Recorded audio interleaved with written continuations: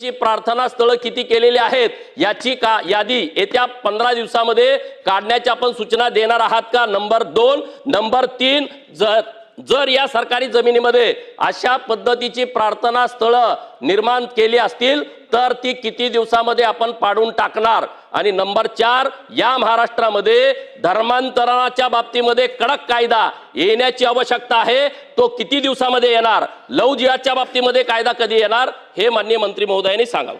महोदय, ही लक्षवेधी फार महत्त्वाची आहे, तर कृपया मला 1-2 मिनिटं आपण जास्त द्यावे. नंदुरबार जिल्हा हा मुख्यतः आपल्या आदिवासी संस्कृतीसाठी प्रसिद्ध असा जिल्हा आहे. जिल्ह्यातील आदिवासी प्रामुख्याने भिल्ल व पावरा या जातीचे समूहातील आहेत. सदर जमाती नैसर्गिकरित्या निसर्गावर तसेच शेतीवर अवलंबून आहे. त्यानुसार त्यांची संस्कृती व जीवनशैली निसर्गाशी निगडीत आहेत. सदर जनजाती समूहाच्या धार्मिक आस्था, श्रद्धा तसेच परंपरा या विविध देवांना तसेच निसर्ग घटकांना समर्पित आहेत. अध्यक्ष महोदय, या जिल्ह्यामध्ये मोठ्या प्रमाणावर धर्मांतरांचे आणि अनधिकृतपणे चर्च बांधकामाचे विषय या लक्षवेधीमध्ये आहेत. अध्यक्ष महोदय, RTIच्या माध्यमातून उमेश गावित नामक व्यक्तीने जवळपास 199 ग्रामपंचायतींमधनं अनधिकृतपणे चर्च त्या ठिकाणी बांधलेले आहेत असे तरीचे लेखी पत्र त्यांच्याकडे प्राप्त झालेले आहेत. त्याचप्रमाणे बोपखेड म्हणून एक गाव आहे अध्यक्ष महोदय, त्याच्या अंडरमध्ये 5 पाडे येतात. तिथली लोकसंख्या 2000 ते 2300 आहे, परंतु त्या एवढ्याशा गावामध्ये 7 चर्च आहेत. अध्यक्ष महोदय, 7 चर्च, जवळपास 199 चर्च हे फक्त नवापूर तालुक्यातले अध्यक्ष महोदय अनधिकृतपणे बांधले गेलेले आहेत.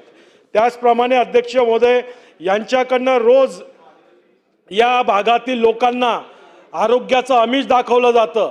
काही दिवसापूर्वी मी माझ्या मतदारसंघात धुळ्यात अशा काही 20-21 वर्ष वयाच्या लहान मुलींना धर्मांतरासाठी हिंदू लोकांना प्रवृत्त करताना त्यांना मी धरलं होतं. अध्यक्ष महोदय, त्याच्यात त्यांनी बायबल छातीवर अध्यक्ष महोदय, मी पहिलेच बोललो, 2 मिनिटं द्या मला, 2 मिनिटं द्या. अध्यक्ष महोदय, फार महत्वाचा विषय आहे. अध्यक्ष महोदय, मी त्यांना त्या लहान मुलींना त्या ठिकाणी धरलं होतं. त्या मुलींना अक्षरशः जेव्हा मी त्यांना बोललो का हे काय चालू आहे, तर ते म्हणतात का आम्ही ज्यांना आजार झाला आहे त्यांना हे वचन वाचायला लावतोय, त्याच्याने त्यांचा आजार बरा होईल. तर अध्यक्ष महोदय, मी त्यांना विचारलं, मला डायबिटीज आहे, माझा आजार कोणता वचन वाचू? तर ते म्हणता बायबल छातीवर ठेवा, झोपून घ्या, तुमचा आजार बरा होऊन जाईल. अध्यक्ष महोदय, या सर्व मुली मुंबईहून आलेल्या होत्या. अध्यक्ष महोदय, बारीपाडा भाग असेल, साक्रीमधील भरपूर असे गावं आहेत, त्या ठिकाणचे जे भाग आहेत तिथं अनधिकृतपणे चर्चचे बांधकाम आहेत. अध्यक्ष महोदय, या लोकांना कागदपत्री यांच्याकडे कुठलाच पुरावा नाही का आम्ही ख्रिश्चन झालेलो आहोत, आम्ही ख्रिस्ती झालेलो आहोत, परंतु हे धर्मांतर करतात आणि त्याच्यामुळं आपला आदिवासींना जो आपण मोबदला देतो, जे शासनाचे जे आपण त्यांना हे देतो, ते सर्वांचा लाभ हे लोक त्या ठिकाणी घेत असतात. अध्यक्ष महोदय, भारतात 12 राज्यांमध्ये जवळपास हा कायदा लागलेला आहे, धर्मांतर बंदीचा कायदा. माझी या माध्यमातून मंत्री महोदयांना, शासनाला हे विचारणं आहे का महाराष्ट्रात हा कायदा केव्हा लागेल? आणि दुसरा प्रश्न, जे अनधिकृत चर्च आहेत त्यांना केव्हा जमीन ध्वस्त करण्यात येईल, ज्यांच्याकडे कुठलंच कागद नाही, कुठल्याच परवानग्या नाही, अशा सर्व चर्चांना हे अनधिकृतपणे बांधलेले आहेत. तिसरा माझा प्रश्न आहे, जे हिंदू यांच्या प्रबोधनात येऊन धर्म परिवर्तन केलेलं आहे त्यांना परत आपल्या मूळ धर्मात कसं आणता येईल आणि त्याच्यासाठी सरकार काय काम करणार आहे याचा खुलासा करावा. अध्यक्ष महोदय, एवढीच या ठिकाणी विनंती करतो. अध्यक्ष महोदय, मी अनुप अग्रवालचं एक अभिनंदन करतो की त्यांनी धुळे नंदुरबार जिल्ह्यातील आदिवासी समाजातील आणि इतर समाजातील धर्मांतराबद्दल आणि धर्मांतरण करण्याकरता मोठ्या प्रमाणावर चर्च त्या ठिकाणी तयार झाल्या. मोठ्या प्रमाणावर चर्चच्या माध्यमातून वेगवेगळ्या पद्धतीचे आमिष म्हणजे आरोग्याविषयी आमिष अजून काही आता या ठिकाणी डिटेल गृह विभागाकडे याचा रिपोर्ट आहे. तर मी जे त्यांनी 3 प्रश्न मांडले 2 तर माननीय मुख्यमंत्री चर्चा करून यामध्ये अजून कडक कायदा कसा करायचा जेणेकरून धर्मांतरण होणार नाही याबद्दल गृह विभागाकडनं एक यानंतर याची हिंमत होऊ नये कुणाची धर्मांतरण करण्याची किंवा धर्मांतरण करण्याचा विचारही कोणी त्या ठिकाणी म्हणजे ह्या ज्या संस्था आहेत करणाऱ्या या ठिकाणी मोठ्या प्रमाणावर पालघरमध्ये नंदुरबारमध्ये या ठिकाणी मोठ्या प्रमाणावर हे चर्चच्या माध्यमातून धर्मांतरण होत आहे हे शासनाच्या निदर्शनास आलं आहे. त्याचा रिपोर्टही फार मोठा आहे तो आता या सभागृहामध्ये त्या ठिकाणी नंतर कधीतरी येईल. पण मी एवढंच सांगेल की माननीय अनुप अग्रवालजी मी विभागीय आयुक्तामार्फत पुढच्या 6 महिन्यामध्ये आता माझ्याकडे काही रिपोर्ट आहे त्या रिपोर्टवर कारवाई तातडीने करणार आहे. पण जेवढा काही अनाधिकृत चर्च आणि आपल्याकडे नियम आहे अध्यक्ष महोदय आपल्याकडे सुप्रीम कोर्टाच्या निकालानंतर 5 मे 2011ला वर्गीकरणाचा नियम आला आहे. अ प्रकारचे धार्मिक स्थळं ब प्रकारचे म्हणजे अनियमितीकरण कसं करावं बचं स्थानांतरण कसावं म्हणजे याच्याकरता या कायदा या जो सुप्रीम कोर्टाच्या निकालानंतर जे नियम या ठिकाणी तयार झाले त्यामध्ये नियमितीकरण करण्याकरता कुठले धार्मिक स्थळं स्थानांतरण करण्याकरता कुठले धार्मिक स्थळं काढून टाकण्याकरता कुठले धार्मिक स्थळं त्यानंतरचा एक शासनाचा गृह विभागाचा 7 मे 2018चा धार्मिक स्थळाचे अनधिकृत बांधकामास आळा घालणे असे वगैरे भैया बऱ्यापैकी कायदे आहे. अजून पण धर्मांतरण रोखण्याकरता अजून कडक कायदा माननीय मुख्यमंत्र्यांशी चर्चा करून आपण करू. पण या ठिकाणी आपल्याला आश्वस्त करतो जितके काही अनधिकृत चर्च त्या ठिकाणी तयार झाले ते सर्व चर्च पुढच्या 6 महिन्यात विभागीय आयुक्तामार्फत चौकशी करून ते सर्व चर्च काढण्यात येईल. ते चर्च त्या ठिकाणी आपण सरकारच्या माध्यमातून त्या ठिकाणी ते बांधकामं अवैध बांधकामं काढू असं आश्वस्त करतो. अतुल भातखळकर. आदिवासी विभागामध्ये होणाऱ्या बळजबरीने आणि प्रलोभनाने होणाऱ्या धर्मांतराच्या संदर्भातली ही अत्यंत महत्त्वाची लक्षवेधी आहे. माननीय मंत्री महोदय सकारात्मक उत्तर देत आहेत त्याच्याबद्दल मनापासून मी त्यांचं अभिनंदन करतो. पण जी चर्चेस अनधिकृत आहेत त्याच्याकरता 6 महिन्याची आवश्यकता काय आहे? त्याच्यावर तात्काळ MRTPच्या अंतर्गत कारवाई केली पाहिजे आणि ती चर्च अनधिकृत बांधकामं त्या ठिकाणी निष्कासित केली पाहिजेत आणि त्यामुळे ही कारवाई तात्काळ करणार का हा माझा पहिला प्रश्न आहे. दुसरं आपल्या नेतृत्वाखाली हे सदन येणाऱ्या दिवसामध्ये अर्बन नक्षलला प्रतिबंध करणारं जनसुराज्य कायदा पारित करणार आहे. याच्यावर खूप चर्चा महाराष्ट्रात झालेली आहे. माझं स्वतःचं परवा शुक्रवारी अशासकीय कामकाजामध्ये महाराष्ट्र धर्मांतर बंदी लव जिहादच्या विरोधातलं विधेयक सदनाने या ठिकाणी लिस्ट केलेलं आहे पण ते अशासकीय कामकाजातलं आहे. आणि त्यामुळे माझा दुसरा स्पेसिफिक प्रश्न आहे की महाराष्ट्रामध्ये अशी प्रलोभनाने जबरदस्तीने धर्मांतराचे प्रकार होत आहेत. देशातल्या अनेक राज्यांनी धर्मांतर विरोधी लव जिहादच्या विरोधी कायदे केलेले आहेत. आपलं हे सरकार येणाऱ्या किती काळामध्ये प्रलोभनाने जबरदस्तीने होणाऱ्या धर्मांतरावर बंदी घालणारा कायदा करणार असा माझा दुसरा स्पेसिफिक प्रश्न आहे. माननीय अध्यक्ष महोदय अतुल भातखळजींनी पहिली बाब की जे अतिक्रमण आत्ता आपल्याला आढळत आहेत ते तात्काळ आपण काढणार आहोत. जे अतिक्रमण आपल्याला तक्रारी आल्या पण ते तपासाचे आहेत त्याची मी विभागीय आयुक्तामार्फत 6 महिने म्हटलं आहे. मी जे अनधिकृत आहेत ते काढणारच आहे. पण जी आत्ता आपल्याला काही बाबी त्या ठिकाणी ती प्रायव्हेट जागेवर आहेत का, अ मध्ये मोडतात का, ब मध्ये, जसा आपल्याकडे नियम आहे त्या नियमाने तपासून त्याला 6 महिने वेळ मागितला आहे. आणि तिसरं आपण जे म्हटलं आहे जनसुरक्षा विधेयक ते येतच आहे, त्याच्यामुळे काही प्रश्नच येत नाही. पण तिसरं आपण म्हटलं आहे या राज्यामध्ये धर्मांतरण संपूर्णपणे रोखण्याकरता अजून कडक कायदा या राज्यामध्ये आला पाहिजे का, याकरता निश्चितपणे माननीय मुख्यमंत्री चर्चा करून याबद्दलही शासन याचा विचार करेल. संजय कुटे. अध्यक्ष महोदय, अतिशय गंभीर अशी लक्षवेधी आज सभागृहात चर्चेला आली. अध्यक्ष महोदय, मंत्री महोदय अतिशय त्याच्यावर कठोर कारवाई करतील, आम्हाला अपेक्षा सुद्धा आहे. परंतु अध्यक्ष महोदय, हा विषय अध्यक्ष महोदय पाहायला तेवढा सोपी नाही अध्यक्ष महोदय.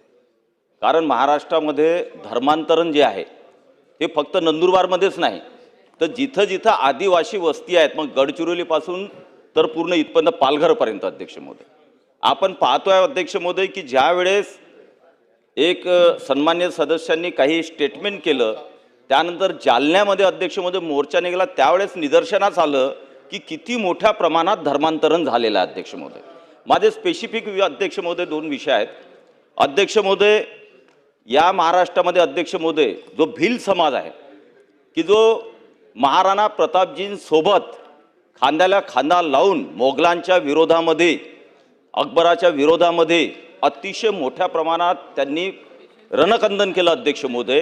तो भिल समाज अध्यक्ष महोदय किंवा पावरा समाज असेल, या समाजांना अध्यक्ष महोदय प्रलोभन देऊन जे आपल्या संस्कृतीशी ज्यांची नाळ जुळलेली आहे अशा लोकांना विविध प्रकारचे प्रलोभन देऊन आणि विविध प्रकारचे आमिषे देऊन त्यांचं धर्मांतर आतापर्यंत मोठ्या प्रमाणात झालेलं अध्यक्ष महोदय. म्हणून माझी विनंती अध्यक्ष महोदय की हे आदिवासी आहेत अध्यक्ष महोदय, मूळचे आदिवासी आहेत, त्यांचं जेव्हा सर्टिफिकेट निघतं तेव्हा त्यांना भिल म्हणून सर्टिफिकेट निघतं अध्यक्ष महोदय, आणि त्यांना सगळ्या सवलती ह्या आदिवासींच्या दिल्या जातात. त्यांनी धर्मांतरण केलेलं असल्यावरही आदिवासींच्या सवलती त्यांना दिल्या जातात, एससीच्या सवलती दिल्या जातात अध्यक्ष महोदय. आणि म्हणून अध्यक्ष महोदय ह्या परंपरा अध्यक्ष महोदय दुसऱ्या धर्माच्या पाळतात. जिथं धर्मांतर झालं, ख्रिश्चन धर्माच्या पाळत असतील, मुस्लिम धर्माच्या पाळत असतील, तिथं नमाज करत असतील, त्या प्रमाणाच्या परंपरा त्या पाळतात आदिवासी अध्यक्ष महोदय. आणि सगळ्या सवलती ज्या आहेत त्या आदिवासीच्या सवलती त्यांना लागू आहेत अध्यक्ष महोदय. म्हणून माझा स्पेसिफिक प्रश्न आहे की ज्यांचं धर्मांतरण भिल समाज असेल, पावरा असेल, एससी मधल्या काही समूह असतील, धर्मांतरण झाले असेल, त्यांच्या सवलतींवर अतिशय गंभीरपणे विचार केला पाहिजे. जर त्यांनी धर्मांतरण केलेलं आहे या सगळ्यांचा रिव्ह्यू घेतला पाहिजे, एक कमिटी नेमली पाहिजे. त्या कमिटीच्या मार्फत प्रत्येक मतदारसंघामध्ये ज्या प्रकारे हे धर्मांतरण झालेलं आहे आणि त्या परंपरा हिंदूंच्या सोडून वेगळ्या परंपरा निभावतायत त्या आदिवासी एससी समाजातील लोकांना अध्यक्षमध्ये एक तर मूळ धर्मच त्यांनी पाळला पाहिजे. या प्रकारची सक्ती किंवा त्यांच्या आदिवासी एससीच्या सवलती ह्या धर्मांतराच्या परंपरा तपासा. त्यांचं काय करतात, तिथं त्यांचे मंदिर आहेत का, मस्जिद आहे का, चर्च आहे, ते तपासाचा एक कमिटी नेमा. आणि त्या माध्यमातून सिद्ध झालं की ते आदिवासी असल्यानंतर, आदिवासी सवलती घेत असल्यानंतर जर परंपरा हिंदूच्या नाही दुसऱ्या अनुभवत असतील, दुसऱ्या स्वीकारत असतील, तर त्यावर अतिशय कठोर कारवाई त्याच्या सवलती बंद करण्यात याव्या. आणि अध्यक्ष महोदय त्या सवलती बंद करत असताना अध्यक्ष महोदय हा समाज अतिशय दुर्बल समाज आहे आणि म्हणून अतिशय थोड्या गोष्टीमधून यांना धर्मांतर करायला बाध्य केला जातात अध्यक्ष महोदय. चर्चेत बांधल्या जातात, बाकीच्या काही गोष्टी केल्या जातात. आणि अध्यक्ष महोदय आपण एकीकडे त्यांना आदिवासी सवलती देतो, याचा एक कमिटी नेमून पूर्ण महाराष्ट्राचा रिव्ह्यू घेऊन एससी एसटीच्या सवलती त्यांना दिल्या जातात. त्या अध्यक्ष महोदय धर्मांतरण केलेलं असेल त्याच्या परंपरा त्यांचं सगळं तपासा आणि आढळल्यास तिथं स्ट्रिक्ट ॲक्शन घ्यावी अशी माझी मंत्री महोदयांना विनंती आहे. आणि त्यांना ते सकारात्मक दृष्टिकोनातून महाराष्ट्राचा विचार करून आणि या संस्कृतीचा, जी हिंदू संस्कृती काही कोणती हिंदू धर्म म्हणून नाही तर या भारताची संस्कृती आहे, जो राष्ट्रवाद आहे, तो जर आपल्याला तसाच ठेवायचा असेल तर यावर आपण काय करणार आणि टाइम बाउंडिंग कार्यक्रमामध्ये टाइम बाउंड करून हे सगळं महाराष्ट्रातलं किती महिन्याच्या आतमध्ये तुम्ही या पद्धतीचा निर्णय घेणार.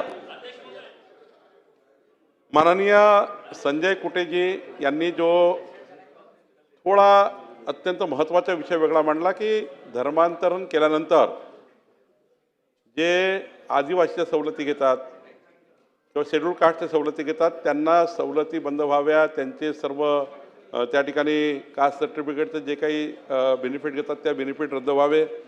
मी या ठिकाणी एवढंच सांगेल की आदिवासी मंत्री या अशोक उईके जे या ठिकाणी आहेत त्यांच्या अध्यक्षतेखाली 26 जे आमदार आहे आदिवासी आमदार यांनी एक त्या ठिकाणीचा बैठक घेऊन माननीय मुख्यमंत्र्यांच्या मान्यतेने एक त्या ठिकाणी याच्यामध्ये काय करता येईल, काय काय केंद्राचे कायदे आहे, काय काय राज्याचे कायदे आहे याचा विचार करून मी माननीय आदिवासी मंत्री यांना याच्याबद्दल ते पुढच्या काळामध्ये याबद्दल संजय कुटे यांनी मांडलेल्या प्रत्येक महत्त्वाच्या विषयावर त्याची एक कमिटी तयार करतील किंवा समिती तयार करतील किंवा त्यावर माननीय मुख्यमंत्र्यांशी चर्चा करून केंद्र राज्य सरकारच्या संपूर्ण कायद्याचा अभ्यास करून त्याबद्दलचा पुढचा निर्णय घेतील.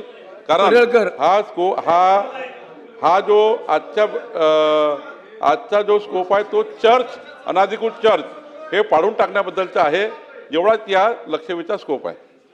पडळकर. धन्यवाद अध्यक्ष महोदय. अत्यंत महत्वाची माननीय महसूल मंत्री महोदयांनी सांगितल्याप्रमाणे अनुसूचित जमाती जनजातीमध्ये, आदिवासी कुटुंबामध्ये आदिवासी समाजाचा गौरवशाली इतिहास, अनुसूचित जमातीची आदर्श संस्कृती हे जिवंत राहावं आणि आदिवासी बांधवांना धर्मांतर करून हे गौरवशाली इतिहास संपुष्टात येऊ नये म्हणून माननीय मंत्री महोदयांनी सांगितल्याप्रमाणे 100% जबरीने धाक दाखवून किंवा प्रलोभनाने गैरसमजाने जे धर्मांतर केलेले आहे त्या सर्व कुटुंबांनी आम्ही धर्मांतर जे केलेलं आहे अशा आमच्या समस्त आदिवासी बांधवांना परत आदिवासीमध्ये त्यांना विविध योजनेचा लाभ मिळण्यासाठी किंवा ते आमचा परत जो आदिवासीचा धर्म आहे, आमचे जे हिंदू धर्म आहे त्या धर्मामध्ये परत आणून त्यांना वेगवेगळे लाभ देण्यासाठी आदिवासी विभाग 100% पात्र ठरेल. परंतु मी जबाबदारीने सांगतो याबाबत विशेष योजनेचे प्रावधान करून समाजात त्यांना परत आणून त्यांना लाभ देण्याचे प्रयत्न 100% आणि येणाऱ्या काळामध्ये आदिवासीच्या सर्व आमदाराची समितीच्या माध्यमातून चौकशी करेल अशा प्रकारचं आश्वासित करतो. लक्षवेधी क्रमांक 4.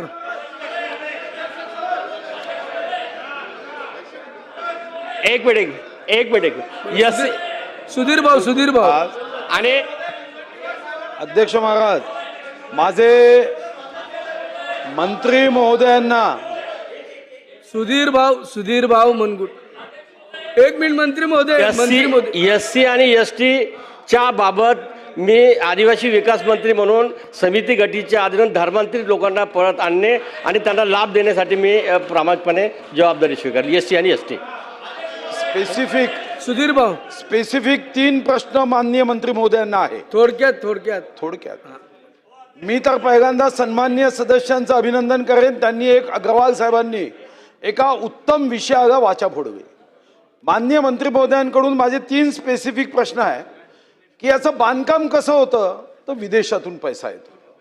मागच्या वर्षी अध्यक्ष महाराज साधारणतः 1515 संस्थांना विदेशातून पैसा आला.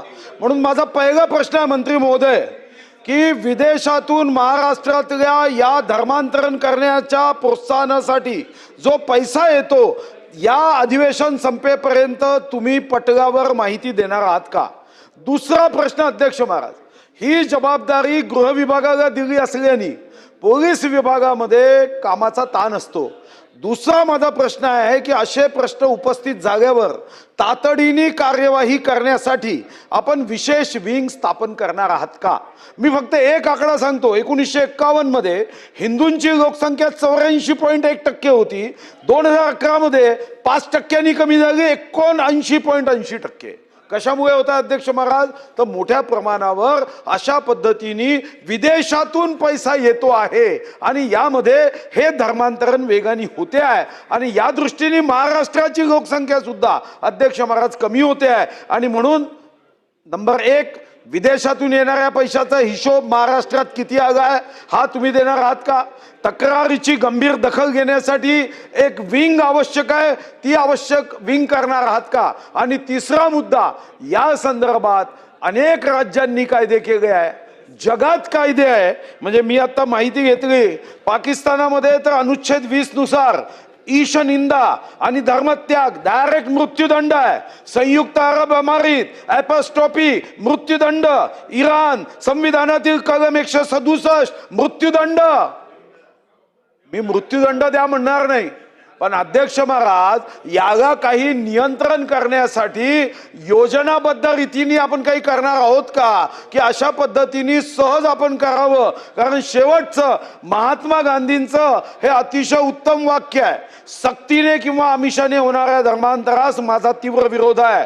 गांधीजी नेहमी सांगत असत की एखाद्या व्यक्तीने दुसरा धर्म स्वीकारण्याऐवजी आपल्या स्वतःच्या धर्मातच अधिक चांगला व्यक्ती बनण्याचा प्रयत्न करावा. म्हणजे प्रत्येक धर्म हा चांगला आहे. प्रेम, अहिंसा, शांतता ह्या धर्माचे जे मूळ तत्व आहे. महात्मा गांधींनी सांगितलं की तुम्ही तुमच्याच धर्मात राहा, उत्तम व्यक्ती बना. माझा माननीय मंत्री महोदयांना प्रश्न आहे की तुम्ही या संदर्भात एक स्पेशल टास्क समिती, कायदा व इतर गोष्टींबद्दल करणार आहात का, आणि विदेशी पैशा संदर्भात पटलावर माहिती देणार आहात का? माननीय अध्यक्ष महोदय, माननीय सुधीरभाऊ मुनगंटीवारजींनी जे 3 विषय या ठिकाणी मांडले, प्रश्न मांडलेले आहेत, तीनही विषय हे जरा प्रचंड या ठिकाणी चौकशी करून करण्याची आहे. तर विदेशातून येणाऱ्या जो पैसा आहे धर्मांतराकरता, तो किती येतो आहे, कुठनं येतो आहे, याचे सोर्सेस काय आहे, त्यानंतर ह्या ज्या तक्रारी येतात त्या तक्रारीवर विशेष विंग असली पाहिजे. अनेक राज्यात, अनेक देशामध्ये काय काय कायदे आहे, त्या कायद्याचा अभ्यास करून आपल्या राज्याने पुढाकार घेतला पाहिजे. सुधीर भाऊ, मी आपल्याला आश्वस्त करतो की मी माननीय मुख्यमंत्री आणि आपण अत्यंत महत्त्वाचे नेते असल्यामुळं आपण सर्व एक या विषयावर मी माननीय मुख्यमंत्र्यांची चर्चा करेल, मंत्रिमंडळातही चर्चा करेल, आणि या ठिकाणी या तीनही बाबीवर आपण या राज्यामध्ये पुढच्या काळात धर्मांतरण करण्याची कोणाची हिम्मत होणार नाही असा कायदा आणण्याचा आपण प्रयत्न करू. पडळकर. अध्यक्ष महोदय धन्यवाद. अत्यंत महत्त्वपूर्ण लक्षवेधी सभागृहामध्ये चर्चेला आलेली आहे आणि माननीय महसूल मंत्री महोदय सुद्धा अत्यंत सकारात्मकपणे या चर्चेला उत्तर देत आहेत. मागच्या महिन्यामध्ये सांगलीमध्ये ऋतुजा राजगे नावाची एक विवाहित तरुणी कोविडच्या काळामध्ये 2021ला जेव्हा लॉकडाऊन होतं आणि बाहेर पडता येत नव्हतं, अशा काळामध्ये ऑनलाईन पद्धतीनं जे वधूवर सूचक मंडळ चालवतात यांच्या माध्यमातून ऋतुजा ही वेल एज्युकेटेड मुलगी, MPSCच्या एक्झाम दिलेली मुलगी, तिला एक स्थळ आलं आणि स्थळ आल्याच्या नंतर तिचं लग्न झालं. लग्न झाल्याच्या नंतर जेव्हा ती नांदायला गेली तेव्हा तिच्या लक्षामध्ये आलं की ज्या घरामध्ये तिचं लग्न झालंय ते धर्मांतरित कुटुंब आहे. तिच्या घरामध्ये देवार आहे पण देवाऱ्यात देव नाहीत. ज्या दिवशी वटसावित्रीची पूजा होती तेव्हा तिनं उपवास धरायचं घरामध्ये सांगितलं, तेव्हा सासू म्हणते की तुला उपवास धरता येणार नाही. संकष्टीच्या दिवशी ती उपवास धरायची तर त्या घरामध्ये मटण घेऊन यायचे आणि तिने त्या घरातल्या लोकांनी, नवरा, सासू, सासरे, त्यांनी तिच्यावरती दबाव टाकायला चालू केलं की तू धर्मांतरण कर, आपल्या घरामध्ये आता देवाला स्थान नाही, आपण पूर्णपणे बायबल पद्धतीनं आपली पूजा अर्चा सुरू होते. मग तिनं सांगितलं अरे बाबा तुम्ही माझी फसवणूक केलेली आहे, मी हिंदू धर्मामध्ये जन्म घेतलाय, माझ्या घरामध्ये माझी आई वडील आणि आम्ही सगळे देवदेवतांना मानणारे आहोत. परंतु त्यांनी तिच्यावरती दबाव टाकायचं सुरू केलं. तो पाद्री यायचा, घरामध्ये एखादा मोबाईल जरी फुटला तर ही हिंदू पद्धतीनं पूजापाठ करते, हिंदू संस्कृती पद्धतीनंही चालते, त्यामुळं ही सैतान आहे. आता पुढं असं झालं की 2025ला 7 महिन्यापूर्वी ती गर्भवती राहिली आणि तिच्या पोटामध्ये 7 महिन्याचं बाळ होतं. आता हिंदू पद्धतीनं डोहाळे जेवण घातलं जातं. घरी तिच्या माहेरकडं लगबग सुरू झाली की आता 7 महिन्याचं बाळ पोटामध्ये आहे, आता डोहाळे जेवण घालायचं. परंतु हिच्या घरामध्ये तो पाद्री आणि तिच्या घरातले नातेवाईक तिच्यावर दबाव टाकायला लागले की गर्भसंस्कार हे ख्रिश्चन पद्धतीनं होतील, ते हिंदू पद्धतीनं होणार नाहीत. त्या मुलीनं विरोध केला की मला असं करायचं नाही, तुम्ही धर्म बदललाय पण तुम्ही माझ्यावर दबाव टाकू नका. शेवटी हे प्रकरण इतक्या टोकाला गेलं, त्या ऋतुजा नावाच्या मुलीनं पोटातलं 7 महिन्याचं बाळ असताना आत्महत्या केली. म्हणजे धर्मवीर छत्रपती संभाजी महाराजांनी धर्म बदलला नाही, त्यांचं नाक कापलं, कान कापले, डोळ्यामध्ये सळया तप्त घातल्या, हात तोडले, पाय तोडले, अंगावरची साल्टी काढली, त्याच्यावरती मीठ मारलं, परत साल्टी काढली, परंतु त्यांनी धर्म बदलला नाही. म्हणजे त्यांच्या विचारावरती जाऊन ऋतुजानं हे अशा पद्धतीनं धर्मासाठी प्राण गेला परंतु धर्म सोडला नाही.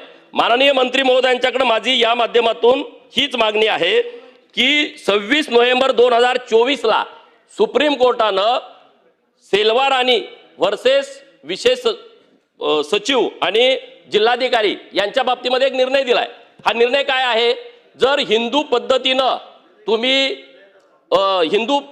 तुम्ही जे SC ST VJNT ही जे सगळी आपण आरक्षण घेतो आणि नोकरीला लागतो, जातीचा दाखला तिथं आपण देतोय, परंतु नोकरी लागल्याच्या नंतर तुमच्या पूजा पद्धतीमध्ये बदल झालाय. तुम्ही घरामधले देवाऱ्यातनं काढून टाकले, तिथं तुम्ही जर समजा ख्रिश्चन पद्धतीनं असाल किंवा मुस्लिम पद्धतीनं असताल तशा पद्धतीनं तुमच्या धार्मिक पद्धती तुम्ही बदललेल्या आहेत. तुमच्या लग्नाच्या कार्यक्रम हे धर्मांतरित झाल्याच्या नंतर वेगळ्या पद्धतीनं करताय. तर सुप्रीम कोर्टाचं म्हणणं असं आहे, जर SC ST VJNT आणि OBCच्या दाखल्याचा वापर करून तुम्ही नोकरीला लागलाय आणि जर तुमच्या पूजा पद्धतीमध्ये बदल झालेला आहे, तुम्ही मेल्यानंतर दफन केलं जात आहे, तर हे जर पुरावे ग्राह्य धरून त्यांना सेवेतून बडतर्फ करण्यात यावं. माझा प्रश्न असा आहे सरकारला की हे सुप्रीम कोर्टाचा जो निर्णय आहे त्या पद्धतीनं महाराष्ट्रातल्या सर्व प्रशासनाला आपण आदेश देणार आहात का? ज्यांनी SC ST OBC आणि VJNTचा दाखला जोडून नोकरी घेतली आणि त्यांनी धर्मांतर केलंय त्यांना बडतर्फ करण्याचे आपण आदेश देणार आहात का? नंबर 1. आणि नंबर 2, आपल्या सगळ्या सरकारी जमिनी आहेत आणि या सरकारी जमीन, गायरान जमीन असेल, महाराष्ट्र शासन असेल, महसूल विभाग असेल, कृषी विभाग असेल, वन खातं असेल, ग्रामविकास खात्याची जमीन असेल, जलसंपदा खात्याची जमीन असेल, आपण या सगळ्या खात्याच्या प्रमुखांना सरकारी जमिनीमध्ये अशा पद्धतीची प्रार्थना स्थळं किती केलेली आहेत याची यादी येत्या 15 दिवसामध्ये काढण्याची आपण सूचना देणार आहात का? नंबर 2. नंबर 3, जर या सरकारी जमिनीमध्ये अशा पद्धतीची प्रार्थना स्थळं निर्माण केली असतील तर ती किती दिवसामध्ये आपण पाडून टाकणार? आणि नंबर 4, या महाराष्ट्रामध्ये धर्मांतरणाच्या बाबतीमध्ये कडक कायदा येण्याची आवश्यकता आहे. तो किती दिवसामध्ये येणार? लव्ह जिहादच्या बाबतीमध्ये कायदा कधी येणार? हे माननीय मंत्री महोदयांनी सांगावं. नाही, माननीय अध्यक्ष महोदय, लक्षवेधीचा स्कोप जो आहे ना तो नंदुरबारवरून निघाला. एका चर्चचे बांधकामामध्ये अनधिकृत झाले संघात गेला त्यावरनं निघाला. पण गोपीचंद पडळकरजींनी सभागृहाला अत्यंत महत्त्वाची माहिती दिली आहे. पहिली ज्यांनी ती घटना ज्यांनी मांडली आपल्यासमोर त्याबद्दल माननीय मुख्यमंत्र्याकडनं त्याची चौकशी आपण करू. उच्चस्तरीय चौकशी माननीय मुख्यमंत्र्याकडनं आपण लावून घेऊ. दुसरं, धर्मांतरणाबद्दल मी सांगितलं, सुधीर भाऊनी त्या ठिकाणी मांडलं, संजय कुटेनीजींनी मांडलं आहे. त्याबद्दलही सुद्धा मी माननीय मुख्यमंत्र्यांची चर्चा करून यावर कडक कायदा कसा असला पाहिजे, राज्याचे इतर देशातले कायदे काय वगैरे याचा अभ्यास करू. तिसरं, जे धार्मिक स्थळाबद्दल त्यांनी सांगितलं 5 मे 2011 आणि जो दुसरा नियम आहे, दुसरा आपला शासन आदेश आहे 7 मे 2018 धार्मिक स्थळाबद्दलचा, त्याबद्दलची चौकशी 15 दिवसात नाही होणार, पण 6 महिने वेळेच्याकरता मागितला की थोडा धार्मिक स्थळं पाळताना किंवा त्या ठिकाणी त्याचं सर्वेक्षण करताना काही नियम आहे, सुप्रीम कोर्टाचे काही निकाल आहे. 6 महिन्यामध्ये याचं जे अनधिकृत झालं याचं सर्वेक्षण करू. आणि चौथं, जे आता नंदुरबारमध्ये जो अनुप अग्रवालचा प्रश्न आहे, जे अवैध चर्च निर्माण झाले आहे ते मात्र तातडीने ते चर्च अवैध पद्धतीचे किंवा परवानगी न घेता 2011 प्रमाणे किंवा या त्या ठिकाणी 7 मे 18 प्रमाणे ते आपण काढून टाकणार आहोत. गोपीचंदजी सांगितलेल्या 4ही प्रश्नाला या ठिकाणी उत्तर थोडा त्याला काळ लागेल, थोडा त्याला वेळ लागेल, पण 4ही प्रश्नाला सरकारची भूमिका होय आहे. शंकर जगताप. धन्यवाद अध्यक्ष महोदय. धर्मांतराच्या बाबतीत माझाही असाच एक पिंपरी चिंचवड महानगरपालिकेच्या हद्दीमध्ये शंकर जगताप. काळेवाडी या ठिकाणी जीजस इज लॉर्ड या नावाने चर्च चालू आहे आणि अशा प्रकारचे अनधिकृत चिंचवड मतदारसंघ किंबहुना पिंपरी चिंचवडमध्ये बरेच चर्च हे अनधिकृतपणे चालू आहे. प्रशासनाला वेळोवेळी आम्ही अर्ज करून त्यांना माहिती देऊनही त्याच्यावर कारवाई झालेली नाही आहे. मंत्री महोदयांना एकच विनंती आहे की ह्या सगळ्या चर्चवर, ह्या अनधिकृत चर्चवर कधीपर्यंत कारवाई होईल. धन्यवाद. अनधिकृत चर्चवर आपण तातडीनं कारवाई करू. लक्षवेधी